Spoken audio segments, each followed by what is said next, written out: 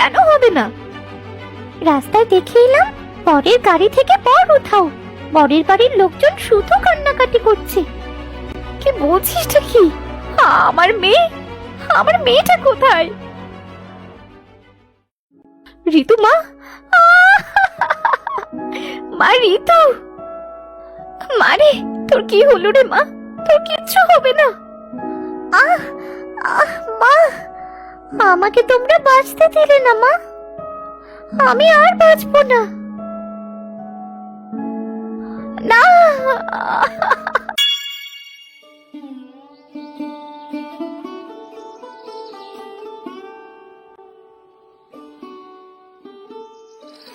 দিদি শুনছো? কাল তো আমাদের ঋতুর বিয়ে।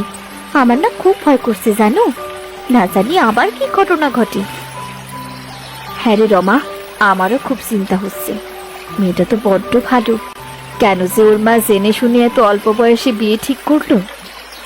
ঘরে এত সদস্য সংখ্যা থাকলে কি আর করবে দিদি, অভাবে সংসার বলে কথা। তাই তো মেয়েটার এত তাড়াতাড়ি বিয়ে ঠিক করলো। শুনেছি ছেলেরা নাকি অনেক ধনী। আরে রাখ তোর ধনী পরিবার, যদি ছেলেটার সাথে সংসারই করতে না পারে তবে ধনী পরিবার দিয়ে কি করবে?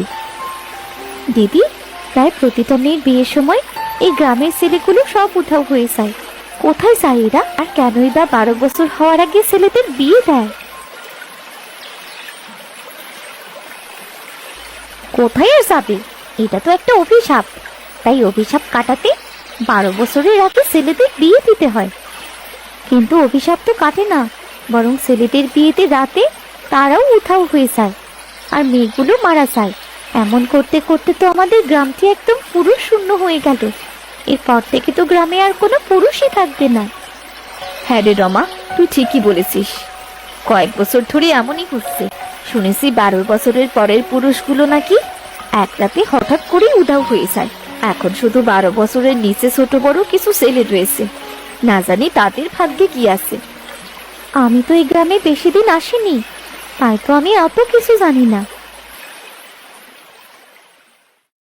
আহ, কত করে বললাম মেয়েটিকে এখন বিয়ে দিও না, বিয়ে দিও না। এত ছোট্ট একটা মেয়ে, ও বিয়ে কি বোঝে? বৌমা, তুমি এত কেঁদো না মা। দেখবে আমার নাতিটা ঠিক সুখে থাকবে। সবাই তো বিয়ের দিন উধাও হয় না, কিছু মানুষের সাথে এমনই হয়। আজ পর্যন্ত বিয়ে ঠিক হওয়া কোনো মেয়ে প্রাণে বেঁচেছে বলুন মা? মেয়েগুলো মারা গিয়ে ছেলেগুলো উধাও হয়ে যায়। না না বৌমা, আমাদের ঋতুর কিচ্ছু হবে না, ওর কিচ্ছু হবে না। অত ধনী ঘরে বিয়ে হচ্ছে, তুমি কান্নাকাটি করো না। মেয়েটার মনে একটু সাহস দাও। পরের দিন ঋতুর বিয়ে। বাড়িতে বিয়ের জাঁকজমক অনুষ্ঠান, বরযাত্রী আসবে। এমন সময় জানা গেল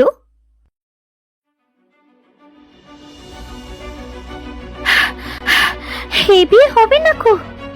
কি বলছিস? কি অলক্ষণে কথা? বিয়ে হবে না মানে? কেন হবে না? রাস্তায় দেখে এলাম বরের গাড়ি থেকে বর উঠাও। বরের বাড়ির লোকজন শুধু কান্নাকাটি করছে। কি বলছিসটা কি? আমার মেয়ে, আমার মেয়েটা কোথায়? ঋতু মা, মা ঋতু, মারে তোর কি হলো রে মা? তোর কিচ্ছু হবে না। আহ আহ মা, আমাকে তোমরা বাঁচতে দিলে না মা। আমি আর বাঁচবো না। না, আমার মেয়েটা, আমার মেয়েটা মরে গেল। ঋতুর মৃত্যুর খবর গ্রামের সব জায়গায় ছড়িয়ে পড়ল। গ্রামের প্রতিটি মানুষ আবার ভয়ে আঁতকে উঠল। এভাবে কেটে গেল বেশ কিছুদিন। গ্রামে কমল নামের একটি ছেলে ছিল। সে তার পরিবারের সাথেই থাকত। কমল খুব দয়ালু ও বড় উপকারী ছিল।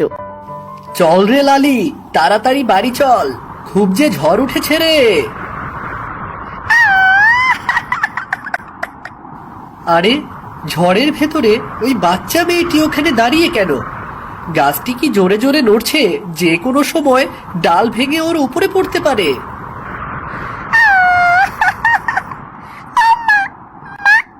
আমার খুব ভয় করছে।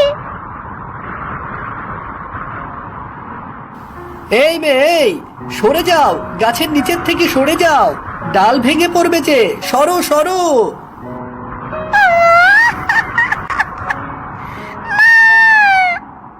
সরে যাও মেয়ে, ডাল ভেঙে পড়লো কিন্তু, সরে যাও সরে যাও। কিরে পুচকি মেয়ে, কখন থেকে ডাকছি তোকে, তুই কি শুনতে পাচ্ছিস না?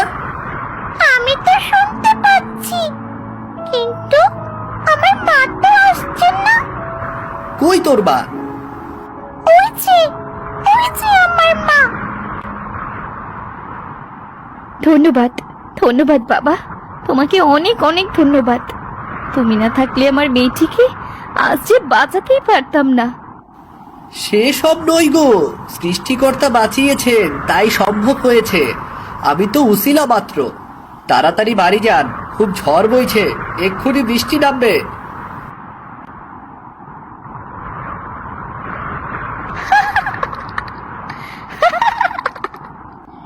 ছেলেটা বড্ড ভালো, নিজের জীবন বাজি রেখে মেয়েটাকে বাঁচালো। কমল ঝড় মাথায় তার গাভীটি নিয়ে বাড়ি ফিরে এলো। কমলের আপন বলতে তার ঠাকুমা ছিল। সে কমলের জন্য চিন্তিত হয়ে বারান্দায় দাঁড়িয়ে ছিল। কমলকে এক ঝলক দেখে, হ্যাঁ আয় আয়, বাইরে খুব ঝড়, তাড়াতাড়ি ঘরে আয়। নে খা, আমি ঘরে গেলাম। বাইরে কিন্তু খুব ঝড় বইছে, তুই যেন আবার গোয়াল ঘর থেকে কোথাও যাস না।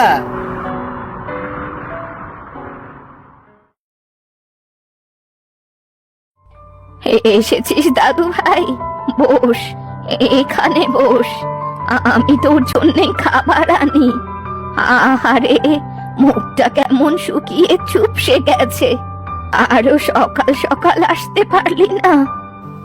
আসতেই তো চেয়েছিলাম ঠাম্মা, কিন্তু তোমার লালির তো খাওয়াই শেষ হয় না, খালি খায় আর খায়। শুধু কি লালির চিন্তা করলেই হবে? তোর কথা কে চিন্তা করবে? হয়েছে হয়েছে, আমাকে নিয়ে তোমার আর এত ভাবতে হবে না। খুব যে খিদে পেয়েছে, এবার কটা খেতে দাও দেখি। খাবার খেয়ে নে দাদু ভাই। কি যে বলি, তোকে একটা কথা বলতে চেয়েছিলাম। কি কথা ঠাম্মা, বলো। বাড়িতে কোনো সবজি নেই, চালও শেষ প্রায়, এইদিকে জ্বালানিও আজ শেষ, কালকের মতো আর কোনো জ্বালানি নেই। তুমি এত চিন্তা করো না ঠাম্মা, আমি কাল সকাল সকাল জঙ্গলে গিয়ে তোমাকে জ্বালানি এনে দেব। দিনেশ কাকার সাথে কথা হয়েছিল, কাল থেকে তার খেতে কাজে যেতে বলেছে। কাল থেকে তো আর যেতে পারবো না, পরশু থেকে যাব। বেশ দাদু ভাই, বেশ। পরের দিন কমল ঘুম থেকে উঠে সকাল সকাল গরুটিকে খেতে দিয়ে জঙ্গলের উদ্দেশ্যে রওনা দিল। কি সুন্দর প্রকৃতি, দেখলে যেন চোখটাও জুড়িয়ে যায়। সৃষ্টিকর্তা কত রূপ দিয়ে প্রকৃতি বানিয়েছে। এই এই এই তো জঙ্গলের ধারে চলে এসেছি। এইখানে বেশ জ্বালানি আছে, ওখানে দেখি। ওরে বাপরে, ইস, কিসে পায়ে আছড় দিল রে বাবা। উফ, ও তুই কি রে, আমাকে কিছু বলবি নাকি? হ্যাঁ ও, তোকে বুঝি শিয়ালে তাড়া করেছে, এখন আর কোনো ভয় নেই। এই যে আমার পাশে চুপ করে দাঁড়া। তুমি বড্ড ভালো গো, আমাকে এভাবে প্রাণে বাঁচালে। ও মা, এ তো দেখি কথাও বলে। আমি মায়াবী খরগোশ গো, আমাদের মায়াবী রাজ্য থেকে বেরিয়েই পড়েছি খুব বিপদে। আহারে, তাহলে তুমি তোমার রাজ্যে ফিরে যাও খরগোশ। যাব। এই নাও, এই তীরটি রাখো, তোমার কাজে লাগবে। এতটুকু একটা তীর আবার কি কাজে লাগবে? লাগবে, এবার আমি আসি গো, আমাকে আবার রাজ্যে পৌঁছাতে হবে যে। খরগোশ কমলের থেকে বিদায় নিয়ে চলে গেল। কমল জ্বালানি গোছানো শেষ করে দেখল জঙ্গলের পশু পাখি খুব ডাকাডাকি করছে এবং পশু পাখিগুলো ভয়ে এদিক সেদিক ছোটাছুটি করছে। ধ্বংস করব সবকিছু, ধ্বংস করব এই জঙ্গল, নিয়ে নেব, সবাইকে খেয়ে নেব। কে আছে যে আমার সামনে দাঁড়াবে? এত বড় দৈত্য! বাবা গো বাবা, এ তো আমাকে ধরতে পারলে খেয়েই দেবে।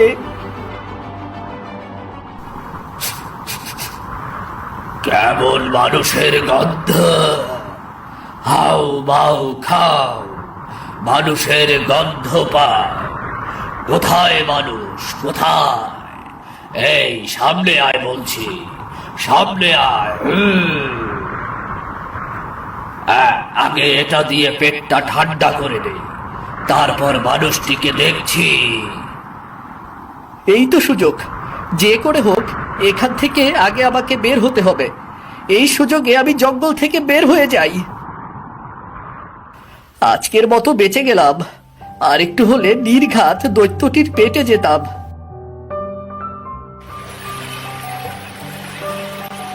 আরে আরে, ওটা কি? ওটা কি এত লাফালাফি করছে? এ তো একটা মাছ, এত বড় মাছ! যাই, বাড়িতে নিয়ে যাই, ঠাম্মা দেখলে খুব খুশি হবে। না না, মাছটি নেওয়া যাবে না, বিপদে পড়া জিনিসকে উদ্ধার করতে হয়, বিপদে ফেলতে নেই। তোকে জলে ছেড়ে দিলাম। কমল জ্বালানি নিয়ে বাড়ি ফিরে এলো। কিরে, সারাদিন কোথায় ছিলি? এত বেলা হলো যে, তোর জন্য সারাদিন অপেক্ষা করেছি। আর বলো না ঠাম্মা, মরতে মরতে বেঁচে গেছি। কেন, তোর আবার কি হলো? সে অনেক কথা গো ঠাম্মা, আমি বলছি। তোর আর কোনোদিনও জ্বালানির জন্যে জঙ্গলে যাওয়া লাগবে না। যদি তোর কিছু হয়ে যেত। কিচ্ছু হবে না গো ঠাম্মা, আমার জন্য তো তুমি আছো, তোমার আশীর্বাদ আছে। দুদিন পার হলো, হঠাৎ করে গ্রামে হইচই পড়ে গেল। গ্রামের ভেতর দৈত্য এসেছে। কমল, ও কমল, কোথায় গেলি রে? ও ঠাম্মা, আমি গোয়াল ঘরে গো, কিছু বলবে নাকি? দাদু ভাই, সর্বনাশ হয়ে গেছে। কি গো ঠাম্মা, তোমার আবার কি হলো? তুই যে দৈত্যের কথা বলেছিলি, সেই তো গ্রামে ঢুকে পড়েছে। পুকুর পাড়ে কিছু বাচ্চারা খেলছিল, তাদের নাকি খেতে যাচ্ছে। কি বলছো কি ঠাম্মা? আরে কমল, আমি ঠিক বলছি। এখনই বাচ্চাদের বাঁচাতে হবে ঠাম্মা।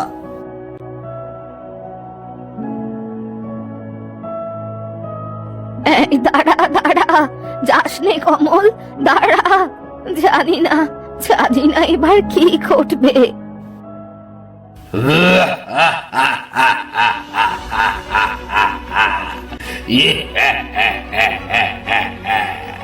এবার এবার তো তোদের আস্ত গিলে খাবো। কে কে রক্ষা করবে তোদের? কে রক্ষা করবে তোদের? ওই তো সেই দৈত্য, মাথা মোটা দৈত্য। সাহস থাকে ওদের ছেড়ে আমাকে গিলে খেয়ে দেখা, দেখি তোর কত বড় সাহস। হ্যাঁ, এত বড় সাহস তোর? তুই আমার সাহস নিয়ে প্রশ্ন করিস? দাঁড়া, আজ তোকে দেখাচ্ছি মজা। আজ তোর শেষ দিন দুষ্টু দৈত্য, আজ তোর শেষ দিন। কমল খরগোশের দেয়া ধনুকটা দৈত্যের দিকে ছুড়ে দিল।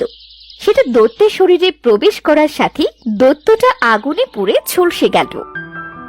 আমাদের গ্রামে একটা পুরুষ আছে, একেবারে সাহসী পুরুষ।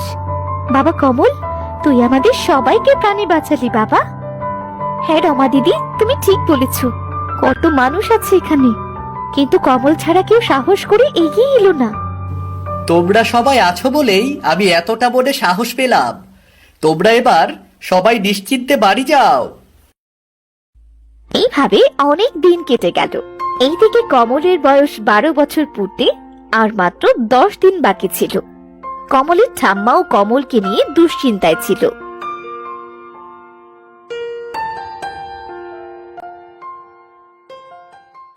ঠাম্মা, ও ঠাম্মা, ঠাম্মা, কোথায় গেলে তুমি? এই তো আমি। আজ এমন গলা ফাটিয়ে চিৎকার করছিস যে, কি হয়েছেটা কি? ঠাম্মা, আজ খুব জোর খিদে পেয়েছে গো, আমাকে তাড়াতাড়ি কিছু খেতে দাও, জলদি। আয় বস এখানে, আজ তোর পছন্দের পিঠা বানিয়েছি। তাড়াতাড়ি দাও, আমি গাভীটি গোয়াল ঘরে রেখে এক্ষুনি আসছি। কি গো ঠাম্মা, হলোটা কি তোমার? আমার দিকে এভাবে তাকিয়ে কি ভাবছো তুমি? দাদু ভাই, তোর 12 বছর পূর্তে আর মাত্র 10 দিন বাকি। তোকে তো এই গ্রামের নিয়ম অনুযায়ী বিয়ে করতে হবে। না ঠাম্মা, আমি এত তাড়াতাড়ি বিয়ে করতে পারবো না গো। তাছাড়া বিয়ে করেও কি কেউ বেঁচে আছে বলো? মেয়েগুলো বিয়ের দিনই মারা যায় আর ছেলেগুলো উধাও হয়ে যায়। তোকে ছাড়া আমি কি করে বাঁচবো দাদু ভাই? তুই যে আমার বেঁচে থাকার একমাত্র ভরসা। আরে আমার কিচ্ছু হবে না ঠাম্মা, তুমি দেখে নিও, আমার কিচ্ছু হবে না, তুমি কেঁদো না তো। এই গ্রামে সবার একমাত্র ভরসা তুই। সবাই তোকে কত ভালোবাসে। তোর যদি কিছু হয়ে যায়। আচ্ছা ঠাম্মা, একটা জিনিস জিজ্ঞাসা করব তোমাকে। অবশ্য এর আগেও অনেকবার তোমাকে জিজ্ঞাসা করেছি। আমি জানি তুই কি জিজ্ঞাসা করবি। আমি নিজেই তোকে আজ সব কিছু বলবো। এই গ্রামটি এমন পুরুষ ছাড়া কেন? সব পুরুষ মানুষগুলো কোথায়? কেন আমাদের মতো 2-4 জন বাচ্চা এই গ্রামে, বলো?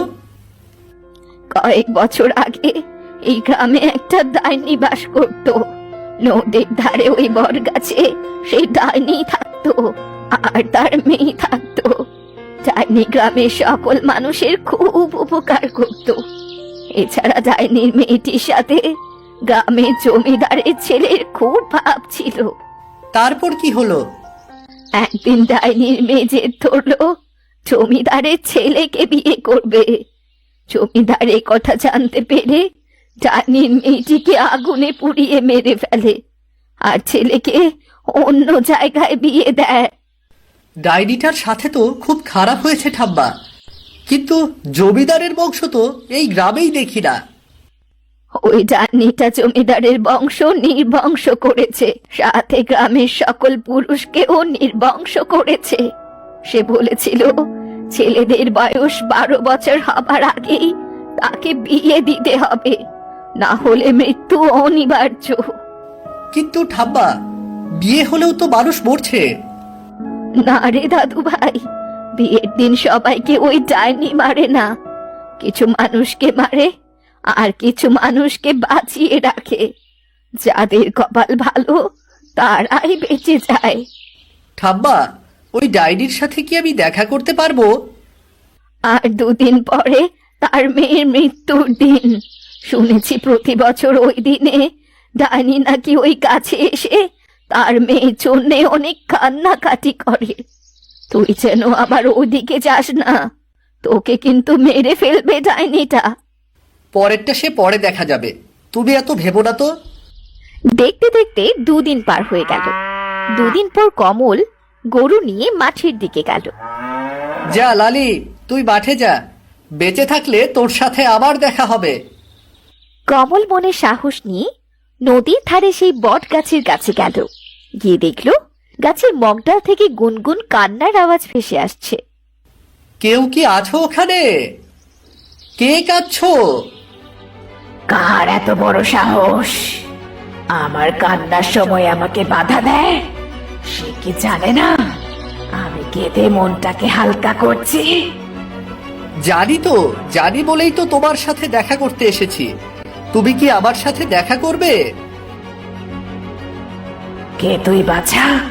তোর এত বড় সাহস, তুই আমার কাছে এসেছিস? ডাইনি মা, আমি জানি তোমার কষ্ট। তোমার সাথে যেটা হয়েছে সেটা অন্যায় হয়েছে, কিন্তু তুমি কি এই গ্রামের মানুষকে ক্ষমা করতে পারবে না?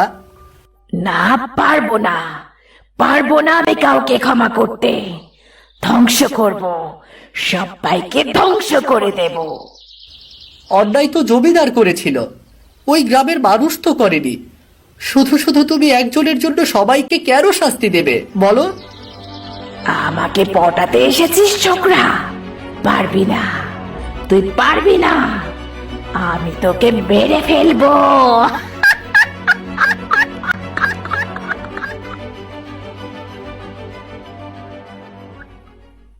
শান্ত হও ডাইনি, শান্ত হও তুমি। এই ছেলেটিও তোমার মতো দয়ালু, সে গ্রামের সবাইকে নিয়ে ভাবে। তুমি তাকে ক্ষমা করে দাও। কোনো লাভ নেই, কোনো লাভ নেই। মানুষকে উপকার না করে ফিরে যা ছোকরা। যত সময় না তোমার অভিশাপ তুমি উঠাবে, তত সময় আমি কোথাও যাব না। দরকার হলে আমাকেও তুমি মেরে ফেলো। অনেক তো হলো ডাইনি, এবার তুমি শান্ত হও। তোমার প্রতিশোধ তোমার ভেতরে রেখে সবাইকে ক্ষমা করো। বেশ, তবে তাই হোক।